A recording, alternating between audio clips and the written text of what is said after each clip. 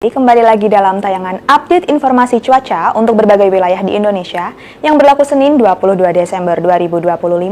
Bersama saya Alia, berikut informasi selengkapnya.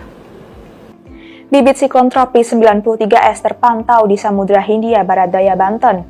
Bibit siklon tropis 93S memiliki kecepatan angin maksimum 40 knot atau 74 km per jam dan tekanan udara minimum 995 hektopascal dengan arah gerak ke barat-barat daya. Bibit siklon tropis ini berpotensi dalam 48 jam ke depan menjadi siklon tropis dalam kategori tinggi pada kategori 1. Bibit siklon tropis ini dapat meningkatkan kecepatan angin di sekitar sistem atau low level jet hingga mencapai lebih dari 25 knot di perairan selatan Banten, Selat Sunda, dan di perairan barat Lampung.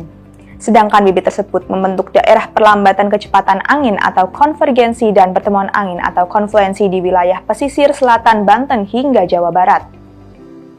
Sirkulasi siklonik terpantau di Laut Cina Selatan Utara Sarawak yang membentuk daerah perlambatan kecepatan angin atau konvergensi dan pertemuan angin memanjang dari Laut Natuna hingga perairan utara Sarawak. Daerah konvergensi lainnya memanjang dari Laut Jawa bagian tengah hingga Sulawesi Selatan, dari Sulawesi Tenggara hingga Laut Banda, dan dari Samudra Hindia Selatan Pulau Sumba hingga Laut Sawu. Daerah pertemuan angin atau konfluensi terpantau di Samudra Hindia Barat Sumatera Utara hingga Aceh, di pesisir barat Sumatera Barat hingga Lampung, di Selat Sunda, di Jawa, di Selat Makassar bagian selatan, di Sulawesi bagian selatan, di Laut Timor, di Laut Arafuru, di Laut Maluku, di Laut Seram, dan di Pulau Seram. Kondisi tersebut mampu meningkatkan potensi pertumbuhan awan hujan di sekitar siklon tropis atau bibit siklon tropis atau sirkulasi siklonik dan di sepanjang daerah konvergensi atau konfluensi tersebut. Sobat BMKG, kombinasi dinamika atmosfer tersebut menyebabkan potensi cuaca cukup signifikan di beberapa wilayah Indonesia. Perlu ditingkatkan kesiapsiagaan potensi hujan lebat hingga sangat lebat di wilayah Jawa Barat, Jawa Timur, Nusa Tenggara Barat, dan Nusa Tenggara Timur. Sedangkan untuk potensi hujan sedang hingga lebat berada di beberapa wilayah yang berwarna kuning. Sobat BMKG, untuk perakiraan cuaca di kota-kota besar lainnya berikut informasi selengkapnya. Untuk bagian barat Indonesia diwaspadai terdapat potensi hujan petir di Bandar Lampung, Bandung, Surabaya, dan Tanjung Selor.